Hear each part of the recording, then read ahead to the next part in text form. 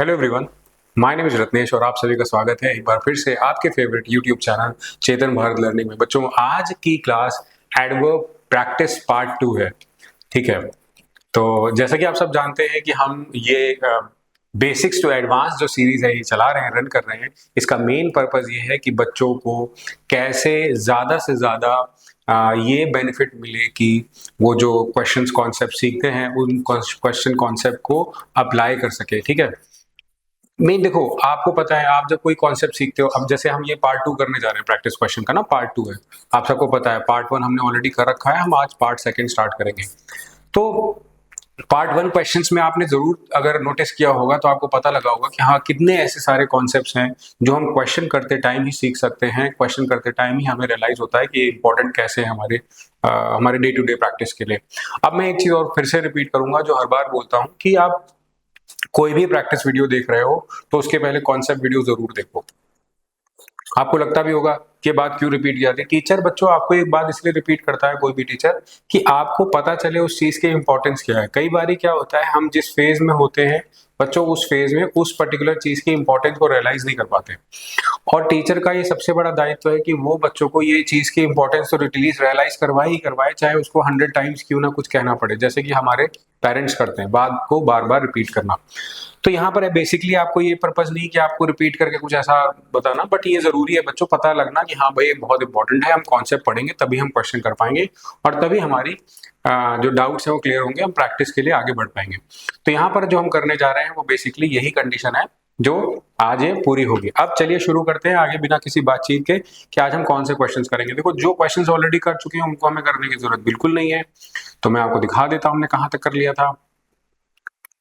See, he is a linguist and always tries to make his students pronounce word correctly. हमने यहाँ तक कर लिया था। Being much contented with the sincerity of the staff members, the CM said that the state needed sincere men like them. अब यहाँ से हम क्वेश्चन शुरू करेंगे और देखेंगे इसकी प्रैक्टिस में हमारे कौन कौन सी कंडीशन जो है अपने अप्लाई कर सकते हैं। बच्चों ध्यान से देखना है क्वेश्चन को, और एज यूजुअल जैसा कि मैं बोलता हूँ कि जब क्वेश्चन का आपको आंसर लिखना है तो आप कॉमेंट सेक्शन में जा करके आप सिंपली कमेंट सेक्शन में जाएंगे और अपना जो भी आंसर है वो टाइप करेंगे। टाइप करने के साथ क्वेश्चन का रेलेवेंस बताएंगे, कौन सा क्वेश्चन है, उसका आंसर नंबर ऑप्शन ए है, बी है, जो भी आंसर है वो आप इस तरह से लिख सकते हैं। और आपका क्वेश्चन अगर सही हुआ तो आपके कमेंट में आपको हाईलाइट करके आपको इनाम भी दिया जाएगा। अब ये इनाम ना पूछा करें कि क्या मिलेगा पर मिलेगा जरूर आपको अगर आप रेगुलरली ऐसा करते हैं तो यहाँ पर बात आती है being much contented with the security, being much contented with the security of the staff members, the CM said that the state।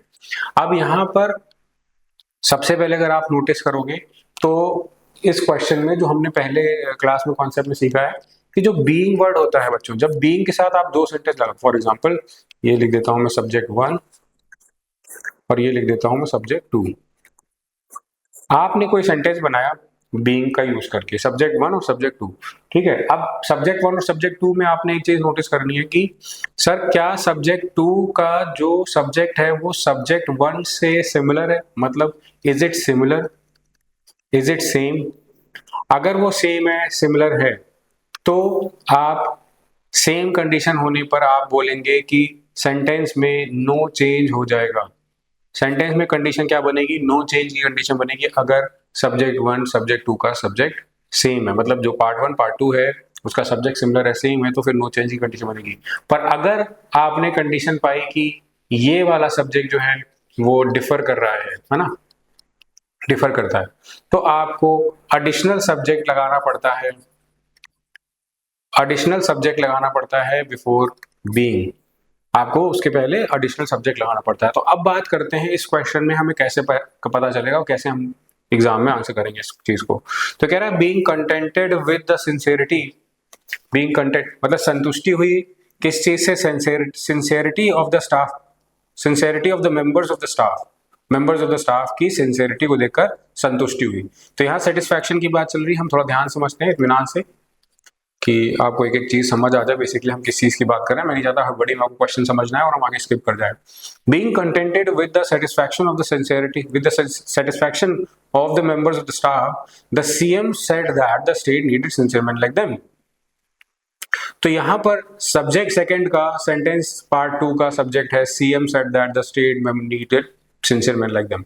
तो आपको बोलना चाहिए था कि सिंसियरिटी की बात चल रही है तो इट बी, तो ये कह सकते थे he be much contented with the such. तो कंटेंटेड कौन हुआ है, संतुष्ट कौन हुआ है बच्चों? क्या सीएम का संतुष्ट हुआ है इसमें? बीइंग कंटेंटेड, इज ही संतुष्ट with the sincerity of the members of the staff? बताओ कौन संतुष्ट हुआ है, पहले तो ये कंफर्म करना। Being contented with the sincerity of members of the staff, the CM said that the state needed sincere man like them. उनके जैसे हमें लोग चाहिए।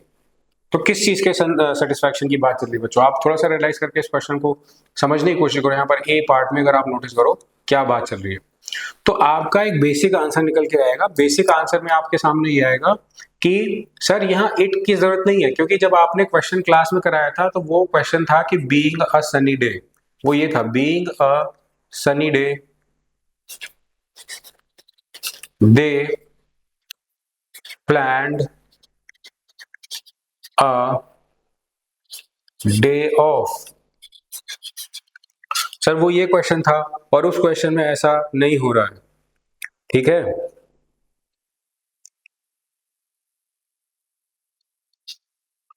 इस क्वेश्चन में जैसे कि हम यहाँ बात कर रहे हैं कि being a sunny day they planned a day of में आप बेसिकली जो सनी डे है वो दे नहीं हो सकता, इसलिए आपने इसका आंसर में इट बताया था।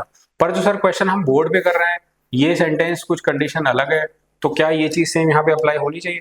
तो आपका आंसर आएगा नो, आपका आंसर आएगा नो। फिर हम कैसे कर सकते हैं सर इस क्वेश्चन को सॉल्व? इस क्वेश्चन को सॉल्व करने का तरीका बहुत बेसिक रखेंगे बच्चों। इसका आंसर आ जाएगा कि being contented with the sincerity of the members of the staff, the CM said that the state needed sincere men like them। तो ये बिल्कुल सही सेंटेंस हो जाएगा। नो एरर इसका आंसर मार्क कर सकते हैं। वेरी नाइस, क्लैरिटी आ गई क्वेश्चन को देख करके, समझ आ गई, ठीक है। When the price, प्रिंसेस है ये वर्ड, ये गलती से थोड़ा यहाँ पर टाइपिंग मिस्टेक भी हो जाती है तो उसको हम इग्नोर कर सकते हैं। When the princess saw the princess, I think princess नहीं हो सकता दो बारी, तो हम एक बार प्रिंस कर लेते हैं, ठीक है। When the prince saw the princess, he cried out that he had never seen such a beautiful lady before। अब आप यहाँ पर नोटिस करोगे, यहाँ पर जब सेंटेंस में लिखा है when the prince saw, when the prince saw the princess, when the prince saw the princess, he cried out, he cried out that he had never seen such a beautiful lady before। When the prince saw princess, he cried out that he had never seen such a beautiful lady before। तो इस sentence में आप notice करोगे कि when से sentence शुरू हुआ, when the prince saw the princess लिखा है, ए पार्ट में कोई प्रॉब्लम नहीं है। he cried out that, उसने चीख के कहा that he had never seen such a beautiful lady before। तो इस सेंटेंस में आप क्या चीज चेंज करना पसंद करोगे? that he had never seen such a beautiful lady, such as beautiful lady, कोई चेंज नहीं, तो फिर आप आंसर चुपचाप इसका नो एरर मार्क कर सकते हो। आपको ये रीजन समझ आ रहा है? बेसिक सेंटेंस है तो कोई चेंज।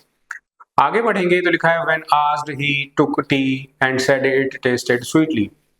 देखो आपको वर्ब ऑफ सेंसेशन के बारे में पहले भी बताया गया है, मैं दोबारा रिपीट करूंगा कॉन्सेप्ट का पार्ट बी का सेक्शन सी। इसमें क्या बताया था मैंने? पार्ट बी में जब वर्ब ऑफ सेंसेशन हमने करा था उसके एक सेगमेंट्स बनाए थे ए बी सी करके, आपको याद होगा। तो उसके सेगमेंट सी में मैंने बोला था कि जैसे वर्ब्स होती हैं बच्चों, सेंसेस की वर्ब्स कौन कौन सी होती हैं? जैसे स्मेल हो गई, टेस्ट हो गई, हियर हो गई, सी हो गई, टच हो गई, है ना, फील हो गई, या फिर और क्या हो सकती है, साउंड हो गई, है ना। लुक तो नहीं कह सकते, सेंस की वर्ब नहीं है look. Smell, taste, hear, see, touch, feel, sound, और कुछ इतनी हो सकती है बच्चों। तो हम कह सकते हैं सर ये जो वर्ब्स हैं इनकी कंडीशंस को देखते हुए हम हमेशा इनके साथ एडजेक्टिव का इस्तेमाल करेंगे। देखो रूल यहाँ पर कंक्लूड नहीं होता है, मैं आपको ये कंडीशन पूरी एक्सप्लेन कर देता हूँ एक बारी। इस क्वेश्चन में अगर आप नोटिस कर पा रहे होगे तो जितनी भी ये वर्ब्स मैंने आपको यहाँ पर कंडीशन में बताई हैं, इनके साथ आपको एडजेक्टिव यूज करना है। अब यहाँ पर आपके मन में सबसे पहला डाउट आ रहा होगा कि सर आपने तो बोला था कि नाउन में एलवाई लगाने से एडजेक्टिव बन जाता है, और फिर आपने बोला था एडजेक्टिव में एलवाई लगाने से एडवर्ब बन जाता है, तो क्या उसका यहाँ पर रिलेशन है? क्या वो बात यहाँ पर रिलेट करेगी? तो आंसर इज यस, रिलेट करेगी और समझना भी पड़ेगा। कैसे सर? ये रिलेट करेगी कि जब मैंने बोला था, जैसे मान लो अगर कोई वर्ड है फ्रेंड, फॉर एग्जाम्पल एक वर्ड है फ्रेंड, फ्रेंड यहाँ पर नाउन है, और अगर इस नाउन में आप एलवाई लगाते हो तो बच्चों वर्ड बनेगा फ्रेंडली, और फ्रेंडली बना नाउन में एलवाई लगाने से कौन सा, देखो मैं कलर्स इसीलिए यूज करता हूँ कि आपको समझ आता रहे, एडजेक्टिव बनेगा। तो आप कह सकते हैं कि ये वर्ड फ्रेंडली एडजेक्टिव है। ये कौन सा कॉन्सेप्ट है? Friend plus noun plus L Y. पर बच्चों अगर आपने वर्ड लिखा स्वीट, ही हैज, सेंटेंस है he has a sweet, sweet नहीं है, स्वीट है, अच्छा डालो।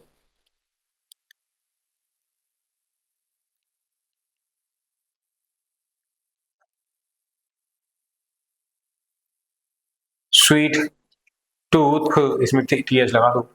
तो इस सेंटेंस में आपको पूछेगा तो आप आराम से कह दोगे कि स्वीट एडजेक्टिव है, क्योंकि आप टूथ के बारे में बता रहे हो। टूथ जो कि नाउन है, उसका टूथ कैसा है, दांत कैसा है, उसका टेस्ट बर्ड उसको स्वीट खाने को मजबूर करता है, हमेशा स्वीट खाता। पर स्वीट जो शब्द है वो टेस्ट के साथ लिखा गया है, इसलिए इसमें कभी भी एल वाई नहीं आ सकता। ओ ओके, आप बोल रहे हो ये स्वीट ही रहेगा, एडजेक्टिव ही रहेगा इसके साथ, है ना। When asked he took tea and said that it tasted sweet, वो मीठी थी चाय। ये है सेंस जो कि यहाँ पर आपको अप्लाई करना है। अगर ये सेंस आपको क्लियर होता है तब आपकी बात पूरी मानी जाएगी, अन्यथा बात अधूरी मानी जाएगी। The old man is blindly, so don't call him a liar when he says that he can't read. अब देखो इस सेंटेंस का मतलब कैसे निकालेंगे? The old man is blind. The old man is blind. The old man is blind. अब यहाँ पर आप कहना चाह रहे हो कि सर आप एक एडजेक्टिव यूज कर रहे हो ओल्ड मैन के लिए, जो कि आप ब्लाइंडली एल वाई लगा के नहीं लिख सकते हो। अगर हम बहुत अच्छे से बेसिक चीज समझे बच्चों, तो आपके मन में एक बात आनी चाहिए और क्लियर भी होनी चाहिए कि ब्लाइंड क्या होता है। सर ब्लाइंड तो एडजेक्टिव होता है, क्योंकि सर हम लोग बोलते ही ब्लाइंड मैन, बोलते हैं ना ब्लाइंड मैन, तो ब्लाइंडली नहीं कह सकते। जैसे सर कई बार हम लोग सेंटेंस लिखते he blindly copied all the questions. मान लो हमने ये सेंटेंस बोला he blindly copied all the questions, तो इस सेंटेंस में हम ब्लाइंडली कैसे यूज कर रहे हैं? तो देखो इस क्वेश्चन में अगर आप नोटिस करना चाह रहे हो यहाँ पर, तो आप बोल सकते हो ब्लाइंडली एक एडवर्ब है जो कि वर्ब के लिए यूज हो रहा है, जो एक कॉपीड वर्ब है, तो ये एडवर्ब इस वर्ब को एग्जैक्टली क्वालिफाई कर रहा है। इसमें इंग्लिश में हम बोलते हैं वी इट्स क्वालिफाई, एक क्वालिफाई कर रहा है। तो इस हिसाब से ही ब्लाइंडली कॉपी, ये तो सही है। पर इस सेंटेंस में ओल्ड मैन इज आप बोल रहे हो तो आपको एडजेक्टिव चाहिए, तो बेसिकली आप यहाँ पे ब्लाइंडली अगर हटा के ब्लाइंड लिख दोगे तो आपका answer number A option correct मान लिया जाएगा। बहुत ही बेसिक तरीके से अगर आप इसको क्वेश्चन को सॉल्व करते हो, समझ आया? तो आई थिंक इसमें आपको कोई डाउट ऐसा होना नहीं चाहिए कि कैसे आया क्वेश्चन, तो I think this is right, है ना। आगे रहा such obstacles will not stop him, nothing never did this, why he is progressing by leaps and bound. सबसे पहले मैं आपको यहाँ पर बताना चाहूंगा, इसका कलर चेंज करते हैं और आप कंडीशन को समझते हैं कि लीप्स एंड बाउंड्स वर्ड का मतलब होता है rapid, something which grows rapidly और इंक्रीजेज रैपिडली। देखो ये एक बेसिक मतलब था जो हमें पता होना ही चाहिए था, इसमें हमें कोई डाउट नहीं रखना चाहिए था कि कैसे आया, इसका सेंस क्या बना, तो एटलीस्ट आपको कोई डाउट नहीं होगा। अब बात कर लेते हैं आगे। कह रहा है such obstacles will not stop him, ऐसे ऑब्स्टिकल्स को रोक नहीं सकते या नहीं रोकेंगे। Nothing never did this is why. अब ये कह रहा है नथिंग नेवर, ये आपको थोड़ा समझने वाली बात है कि इसमें आप नेगेटिव रेपिटेशन की बात यहां पर कर रहे हैं। नेगेटिव रेपिटेशन की आप अगर बात कर रहे हैं तो उस लिहाज से ये बी ऑप्शन आपका आंसर बन जाना चाहिए, क्योंकि आप नेगेटिव रेपिटेशन को कैसे अलाउ करेंगे और सेंस भी नहीं बन रही है। इंपॉर्टेंट तो यही है कि एक तो आप अलाउ कर रहे हैं इस नेगेटिव रेपिटेशन को, ऊपर से आपकी सेंस भी नहीं बन रही क्वेश्चन की, विच इज अगेन रॉन्ग, है ना। तो आपको ये चेक करते रहना चाहिए कि ऐसे क्वेश्चन आपके करेक्ट नहीं माने जाएंगे। आगे बढ़ते हैं तो कह रहा है not only drinking but also smoking is very injurious to health. तो यहाँ पर बात चल रही है नॉट ओनली बट ऑल्सो की। मैं आपको क्लियर करता हूँ ये question. Not only but also का क्वेश्चन है ये, नॉट ओनली बट ऑल्सो। हमने इसकी कंडीशंस पढ़ी हुई हैं, तो हमें इसको थोड़ा बारीकी से समझना पड़ेगा कि बेसिक यहाँ पर आप कौन सी साइंस लगा रहे हो। नॉट ओनली बट ऑल्सो में साइंस तो लगेगी नहीं, जब होगी तब तो लगेगी इसमें। नॉट ओनली बट ऑल्सो में बच्चों क्या हो रहा है कि ना केवल ये बल्कि ये भी सेंटेंस का सेंस बन रहा है, ना केवल ये बल्कि ये भी। अच्छा मुझे आप एक चीज बताओ, जब आप ये बोल रहे हो कि ना केवल ये बल्कि ये भी, तो इसकी कंडीशन क्या है? कहता ये है कि जैसे आप कोई चीज यूज करते हो, सब्जेक्ट मान लेते हैं बच्चों, आपका सब्जेक्ट वर्ब है, मान लेते हैं सब्जेक्ट आपका नाउन है, मान लेते सब्जेक्ट आपका प्रोनाउन है, मान लेते हो आप सब्जेक्ट किसी को एडजेक्टिव को बनाते हो। तो डिपेंड करता है आप सेंटेंस में सब्जेक्ट किसको बना रहे हो। सब्जेक्ट बना रहे हो मतलब वर्ब को सब्जेक्ट कैसे बनाते हो? वर्ब को सब्जेक्ट नहीं बनाते हो, वर्ब को आप हाईलाइट करके पहले लिखते हो नॉट ओनली के साथ, ये मतलब यहाँ पर। ठीक है, तो आप वही सेम चीज आपको रिपीट करनी होगी बट ऑल्सो के साथ।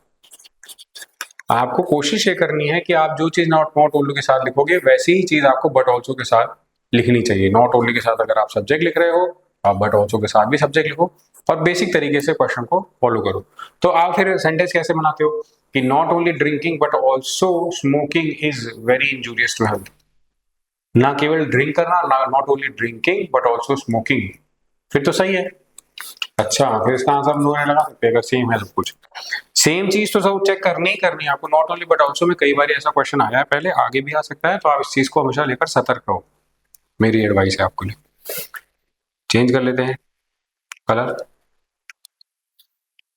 If you ask me Shyama is quite all right but I can't tell you much about Radha, है ना। If you ask me,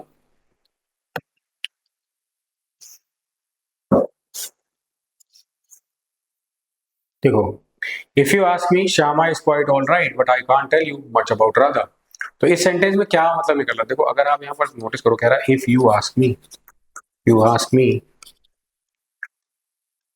Shyama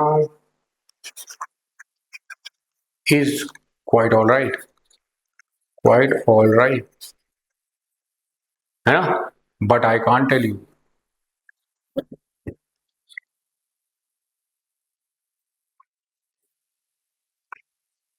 ये कह रहा है but I can't tell you, तो ये कनेक्शन कंडीशन है। कनेक्शन कंडीशन कहती है कि इस सेंटेंस में आप किस चीज का प्रयोग करो, Shyama is quite all right, completely all right कहोगे या क्वाइट राइट कहोगे, ऑल राइट कहोगे या कंप्लीटली राइट कहोगे या क्वाइट क्वाइट वेल कहोगे, कंप्लीटली वेल कहोगे। क्वाइट ऑल राइट क्या होता है? तो अब यहाँ बोला था क्वाइट वर्ड का मतलब कंप्लीटली होता है बच्चों, क्वाइट वर्ड का मतलब कंप्लीटली होता है। तो जब आप कंप्लीटली कह रहे हो तो कंप्लीटली ऑल राइट क्यों कहना? कंप्लीटली के साथ जैसे ऑलमोस्ट जैसे वर्ड, ये सारे वर्ड्स नहीं आते क्योंकि उसका खुद का सेंस कंप्लीटली है क्वाइट का। तो आप एक चीज लगा के यहाँ पर सेंटेंस बना सकते हो, बी पार्ट में आंसर लगा के आप प्रोसीड कर सकते थे। My friend said that he was only too glad to hear the result of his wife. अब ये क्वेश्चन बड़ा इंपॉर्टेंट है, इसको मैं आपको एक्सप्लेन करूंगा और आपको पता लगेगा कि इसकी क्वेश्चन की इंपॉर्टेंस क्या है। जैसे इस क्वेश्चन में हम बात कर रहे हैं, my friend said that he was only too glad to hear the result of his wife. अब देखो कह रहा है TOO का इस्तेमाल हम एडवर्ब के जैसे करते हैं, हमने एडवर्ब में सीखा है पॉइंट। जब इसका इस्तेमाल आप एडवर्ब के जैसे करते हो तो इसमें कंडीशन आती है बच्चों कि इसका इस्तेमाल आप कभी भी प्लेजेंट एडजेक्टिव के साथ करोगे तो ये गलत माना जाएगा। बताता हूं आपको रिपीट करके कंडीशन को। इस कंडीशन को ये कहता है, इसमें मैं एग्जांपल लेने के लिए ब्लू कलर यूज कर लेता हूं। इसमें बच्चों आपको ये याद रखना है, जैसे कहना है she is too beautiful, she is too beautiful. आपने सेंटेंस लिख दिया शी इज टू ब्यूटीफुल, तो इस सेंटेंस में आप नोटिस करो, ब्यूटीफुल एक वर्ड ऐसा है जो कि प्लेजेंट एडजेक्टिव की कैटेगरी में आता है, और टू ऐसा वर्ड है जो एडवर्ब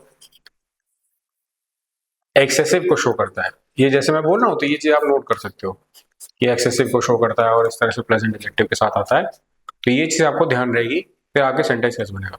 तो शी इज टू ब्यूटीफुल कहने के बजाय आप कह सकते हो कि शी इज वेरी ब्यूटीफुल। अब बच्चे कहेंगे कि सर देखो, आपने बोलना है कि सर ये आपने वेरी ब्यूटीफुल कैसे लगा दिया, हमने तो पढ़ा है सर कहीं कि 2+2 आता है। भाई 2+2 आता है, मैंने मना नहीं किया, मैं कह रहा हूँ हो सकता है कंडीशन चेक करनी पड़ेगी आपको कि किस सेंस में आपने यूज किया है। सर 2+2 बताना एक बार क्या होता है, देखो, शी इज टू ब्यूटिफुल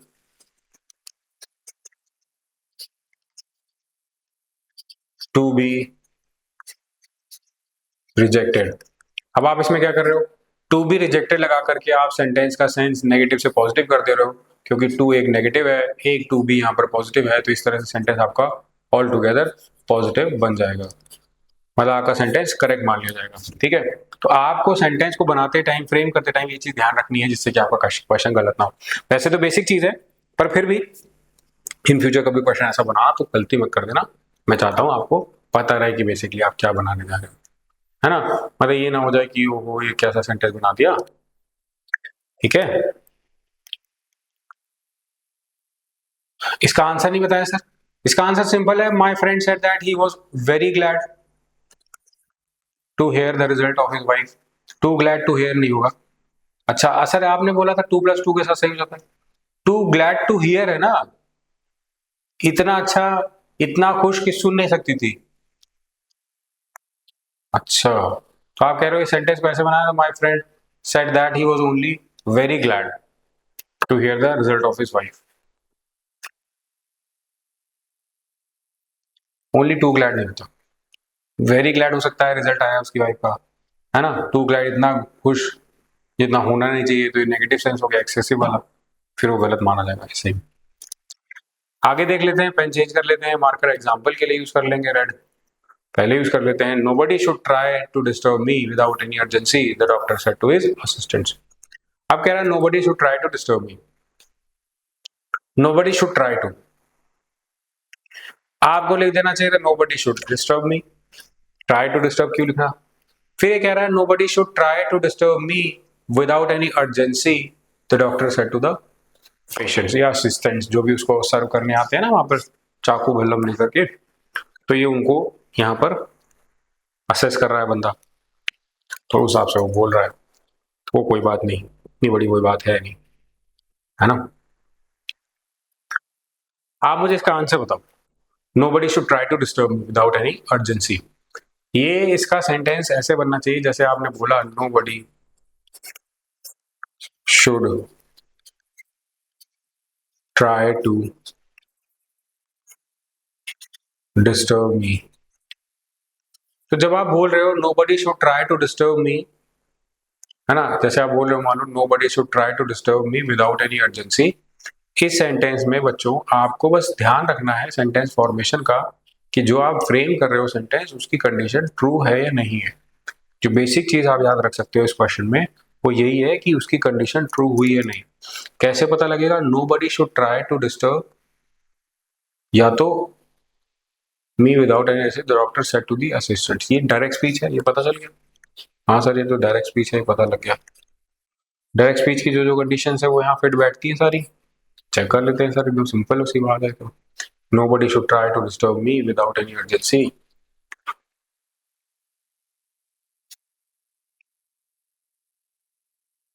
तो सर ये पहली कंडीशन वही है कि जब डायरेक्ट स्पीच लिखो तो उसका हम एक्टिव फॉर्म जो लिखते हैं शैल होना चाहिए, नोबडी शैल ट्राई टू। तो जब पैसिव बनाएंगे, मतलब इनडायरेक्ट स्पीच आप कह रहे हो बनाएंगे, तो इनडायरेक्ट स्पीच में डायरेक्ट का शैल का शुड हो जाएगा। वेरी नाइस, इसका मतलब आपको पता लग गया, ए पार्ट में आंसर मार्क कर सकते हैं। Very nice. Who will believe that she was not hardly hit by her husband's death? Who will believe? Who will believe that she was not hardly hit by her husband's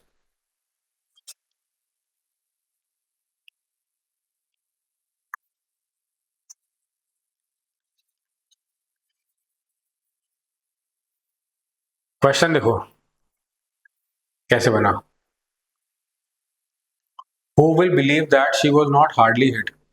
अब hardly शब्द को सबसे पहले हमने जब concept video में पढ़ा था तो ये क्या बताया गया था आपको कि ये नेगेटिव वर्ड है।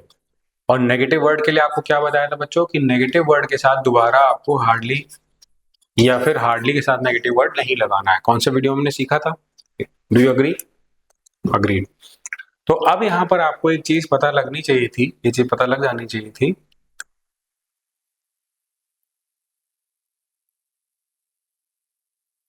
कि फिर सेंटेंस में चेंज कैसे करेंगे। Who will believe that she was hardly hit by her husband that. तो सर इसका फिर सेंस कैसे बना? आप लोग के मन में आया नहीं कि सर ये बेसिकली क्या कहना चाह रही है कि उसको दुख हुआ था या नहीं हुआ था? खुद सोचो, उस सेंटेंस के हिसाब से उसको दुख हुआ था या फिर आप ये कहना चाह रहे हो नहीं हुआ था?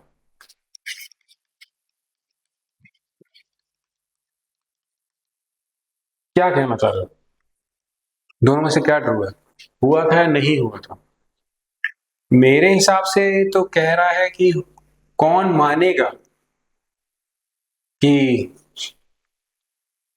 She was hardly hit by her husband's death. तो इसको एक मतलब आप खुद सोचो, ये अगर कह रहा कौन मानेगा तो ये यही कह रहा होगा कि जैसे कि एक वाइफ है, वो अपने हस्बैंड के डेथ पर दुखी हो रही है, तो कोई कहेगा ये तो बहुत नॉर्मल सी बात है, कोई भी वाइफ होगी बहुत ज्यादा दुखी होगी, रोएगी, बहुत विलाप करेगी, सब कुछ होगा। पर ये कौन मानेगा किसी हस्बैंड के डेथ डेड हो जाने पर वो वाइफ दुखी थी नहीं? कौन मानेगा ये बात? करेक्ट।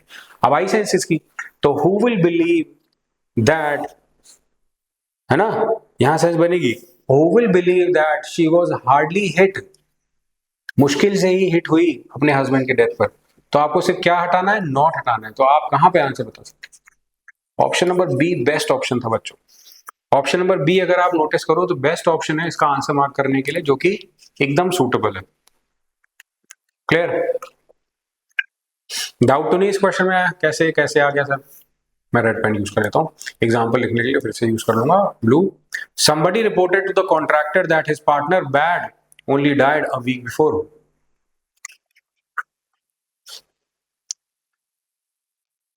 ये बैड नहीं है, ये सेंटेंस जो लिखा है बच्चों ये लिखा है somebody reported to the contractor that his partner had only died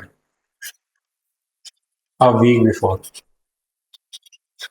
अब आपको ये पूरा सेंटेंस समझ आएगा। पहले तो आपको सेंटेंस समझ नहीं आया, इस वजह से हो सकता है डाउट लग रहा हो, पर जब मैं यहाँ पे आपको एक्सप्लेन करूंगा ना तो आपको क्लैरिटी आएगी अच्छा ये किस चीज की बात चल रही है। somebody reported do the contractor, ये तो डू नहीं है टू है। somebody reported to the contractor that his partner had only died a week before। his partner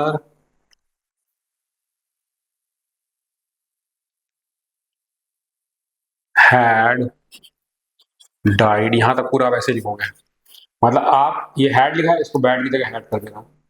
had died, only हटाया यहां से बच्चों, देखो ओनली मैं हटा रहा हूं, ओनली को हटा रहा हूं। The contractor that his partner had died only a week before. अब मेरे सवाल का जवाब देना सारे लोग, इसका जो आंसर मार्क करोगे आप वो कहां मार्क करोगे? ये बच्चे पूछते हैं कि सर ऐसे केस में जहां पर आप बताते हो जैसे मान लो ये वाला केस, तो उसका आंसर हम सी पार्ट में मार्क करेंगे या फिर हम उसका आंसर डी पार्ट में मार्क करेंगे? ये सवाल बहुत बच्चे पूछते हैं। तो इसका राइट आंसर आपको सी पार्ट में देना पड़ेगा। क्यों सर? गलत ओनली है पर आंसर तो वीक बिफोर के पहले आ रहा है ना। तो आपको एग्जाम में एरर फाइंड करनी है, वहां लिखा रहता है find the error in which part of the sentence.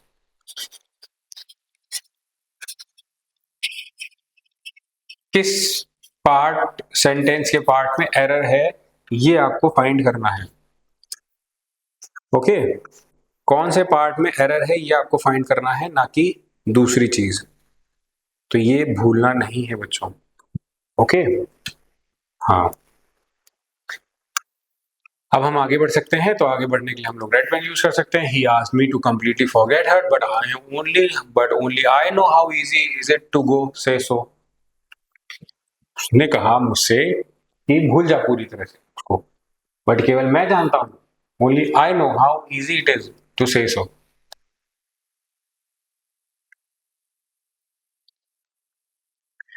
आपको लग रहा होगा सर ये इजी क्यों कह रहा है, कितना आसान है उसको भूल ऐसा कह देना। वो भूल जाना कह रहा नहीं आसान है, कह रहा कह देना इतना आसान है। कोई आया तुमसे कहता है just forget her, he asked me to completely forget her, he asked me to completely forget her, he asked me to forget her. हाँ बोलो कंप्लीटली। अच्छा, he asked me to completely forget her completely. तो completely forget her कहना ठीक नहीं है, फिर क्या कहना ठीक है?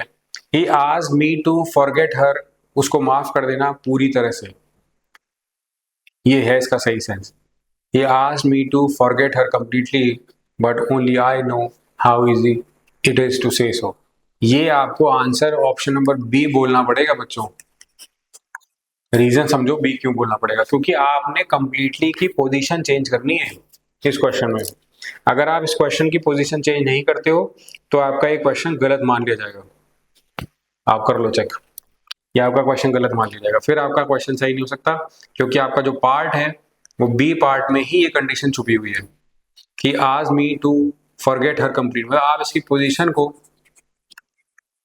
चेंज करोगे इस क्वेश्चन में। ठीक है, ये एडवर्ब ऑफ पोजीशन के क्वेश्चन से बहुत इंपॉर्टेंट है। When carefully examined, it will give us a clue to the mystery of the case. It is again important. Let's see. Let's see and understand.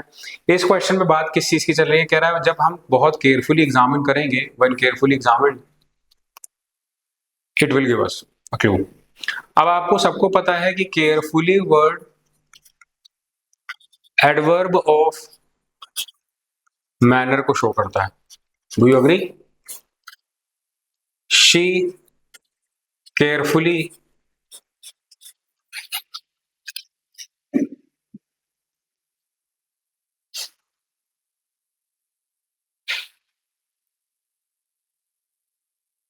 Goes there. तो आप बोलोगे sir ये कैसे possible है sentence? She carefully goes there, she goes there carefully आना चाहिए, goes there वहां जाती है केयरफुली। पर इसमें सर वहां जाती है केयरफुली कहां लिखा है? When carefully examine, when examined carefully होना चाहिए, सेंटेंस एंड हो रहा है वहां पर।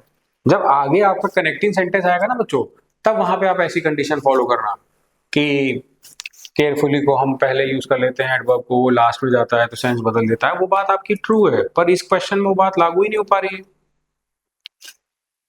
है ना, नहीं लागू हो रही ना। इसीलिए कहा जा रहा है इस क्वेश्चन को आपको ऐसे ही चेंज करना पड़ेगा।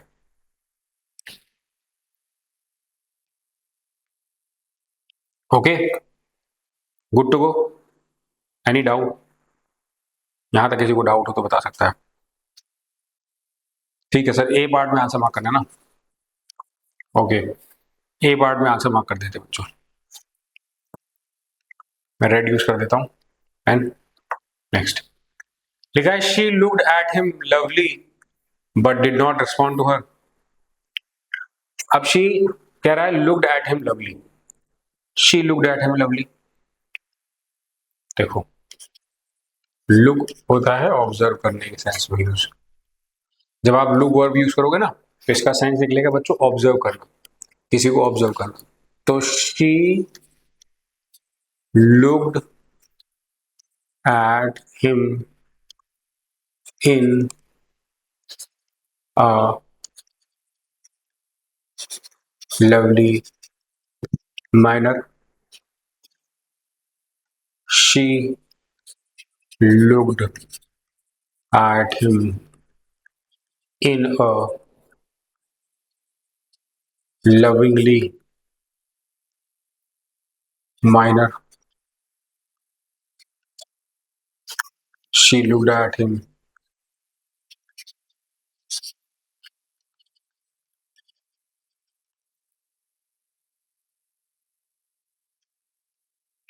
She looked at him in a lovely manner. She looked at him in a loving manner.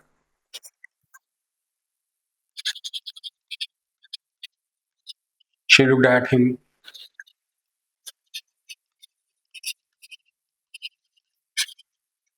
lovingly. अब मैं आपको जानते क्या कहने जा रहा हूँ? अब मैं आपसे कहना चाह रहा हूँ इन ऑप्शंस में से एक ऑप्शन चूज करो। थोड़ा इजी हो रहा था आपके लिए, मैं सोचा थोड़ा इजी करने के बजाय थोड़ा डिफिकल्ट कर देता हूँ। तो अब मैंने क्वेश्चन को थोड़ा सा आपके लिए डिफिकल्ट बनाया है। अब आप मुझे इसका आंसर बताओ। लेट्स सी कितने बच्चे इसका आंसर राइट आंसर दे सकते हैं। लेट्स सी कौन कौन स्टूडेंट इसका सही आंसर या मतलब आसान तरीके से इसका आंसर दे सकता है। सर आपने बड़े कंफ्यूज करने वाले लिख दिए, सारे सारे लग रहे हैं ऐसा कि पढ़े हुए हैं समझे हुए हैं। She looked at him in a lovely manner, ये भी सही लग रहा है sir. She looked at him in a lovely manner. Lovely manner होता है क्या?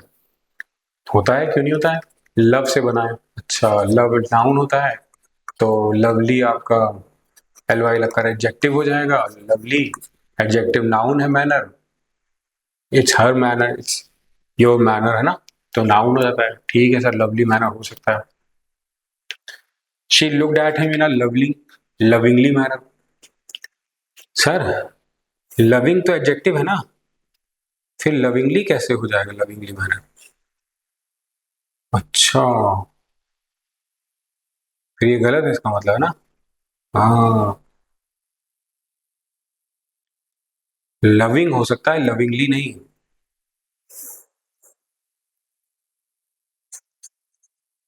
लविंगली सर योर्स लिखते हैं, वो क्या चीज होती है फिर लविंगली योर्स अगर नहीं होता आप कह रहे हो तो भाई?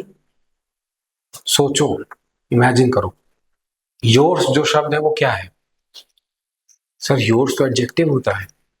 एडजेक्टिव होता है? अरे प्रोनाउन होता है। हाँ, ये तो प्रोनाउन होता है। जब अगर ये प्रोनाउन होता है तो फिर लविंगली क्या होता है? सर लविंगली तो फिर से वही है, एडजेक्टिव। अरे नहीं, देखो, लविंग मैन होता है, लविंग मैन, हाँ लविंग हस्बैंड होता है, तो ये एडजेक्टिव होता है भाई जी, ये नाउन होता है और लविंगली होता है एडवर्ब। तो फिर सर एडवर्ब प्रोनाउन के लिए कैसे आएगा? आप बोल रहे हो ये लविंगली एडवर्ब होता है और ये प्रोनाउन होता है, तो फिर ये कैसे आएगा एडवर्ब प्रोनाउन के लिए? लविंगली योर्स में एडवर्ब एक्सेप्शनली नाउन प्रोनाउन को क्वालिफाई कर सकता है, जो हमने रूल पढ़ा हुआ है। एक्सेप्शन के केसेस में नाउन प्रोनाउन को क्वालिफाई करता है, तो उस लिहाज से अगर आप देखोगे तो ये आपका आंसर करेक्ट है। अच्छा, मैं आपका कहने मतलब बी आपका राइट आंसर है, बट अब इन सब में से एक एक ढूंढना था कौन सा करेक्ट है। She looked at him in a loving manner, lovely manner सही है, लविंगली मैनर गलत है। अभी तो आपने बोला नाउन के साथ ये नहीं आएगा। She looked at him in a loving manner, ये हो सकता है, इन अ लविंग मैनर हो सकता है। She looked at him lovingly, ये भी हो सकता है। इसमें कौन सा सर आएगा सही? She looked at him lovingly, lovingly आ जाएगा। लुक्ड एट हिम लविंगली, कैसे देखा? लुक वर्ब है, लविंगली एडजेक्टिव है, सॉरी एडवर्ब है ना, अभी तो बताया लविंगली एडवर्ब है, लविंग एडजेक्टिव। अब ठीक है, कोई डाउट तो नहीं? ऐसे मत कहना सर इतना सारा बता दिया इसलिए कंफ्यूज हो गए बच्चे, कई बार ये कह देते हैं कि आपने थोड़ा ज्यादा बता दिया था तो हम कंफ्यूज हो गए थे, फिर हमने क्वेश्चन स्किप कर देना सही समझा। ऐसे नहीं होता भाई। इसका आंसर आपको बी मार्क करना है बच्चों, ठीक है। Next, he never liked to treat his brothers friendly, that's why he could not win their love and favor। ये तो आसान है, इसको आप कर भी सकते थे सॉल्व। कैसे करना है वो मैं बता देता हूँ आपको, ठीक है। आप ट्राई करोगे? करो।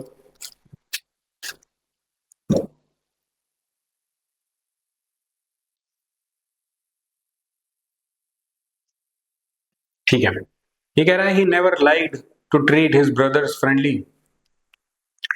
फ्रेंड को जब आप नाउन बनाते हो, एडजेक्टिव बनाते हो, तो एलवाई लगाकर वो एडजेक्टिव बन जाता है, जिसे कहते हो friendly.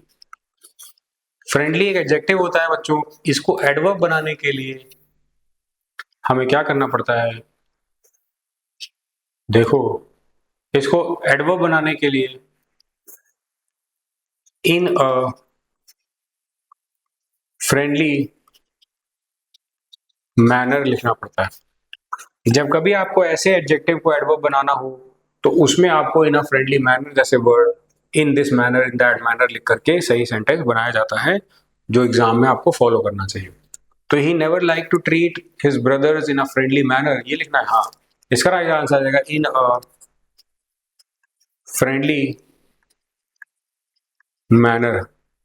He never liked to treat his brothers in a friendly manner. That's why he could not win their love and favor. अगर ये सेंटेंस आप बनाते हो तो आपका सेंटेंस करेक्ट मान लिया जाएगा। That's it. They are very senior to me. Dare not play a joke on them. अब देखो इस क्वेश्चन में क्या बात चल रही है। They are very senior. They are very senior to me. Comma. So dare not play a joke on them.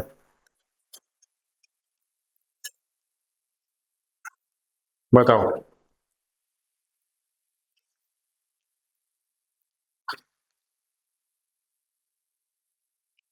Easy है वैसे तो, कोशिश करो कि आपके अकॉर्डिंग क्या आता है।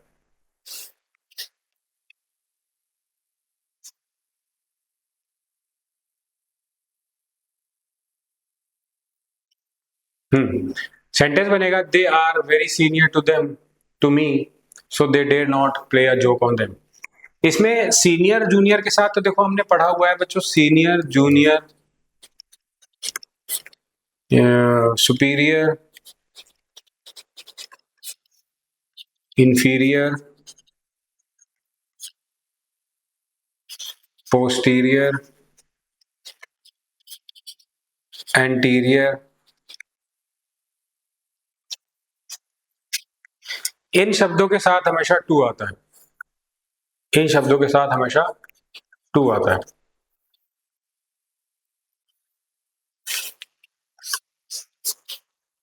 अब आगे का पॉइंट ये कहता है कि अगर आप इन शब्दों के साथ हमेशा टू लगाओगे तो इसमें they are very senior to be जो कि लिखा है ऑलरेडी, इसमें कोई प्रॉब्लम तो नहीं। Dare not play a joke on them, so कह रहा है dare not to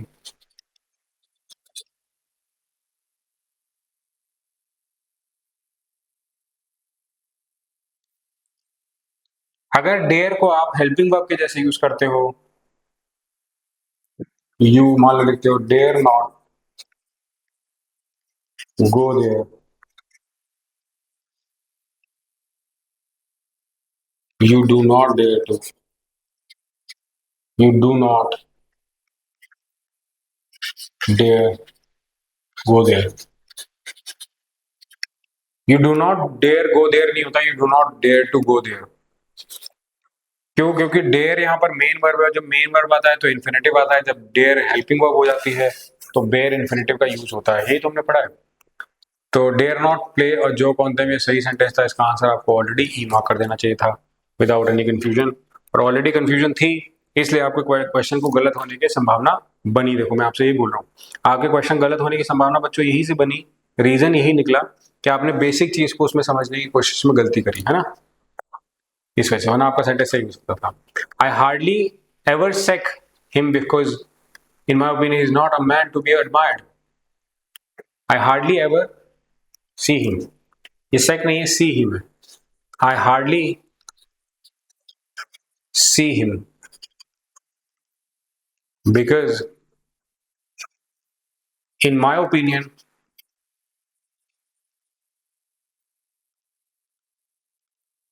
he is not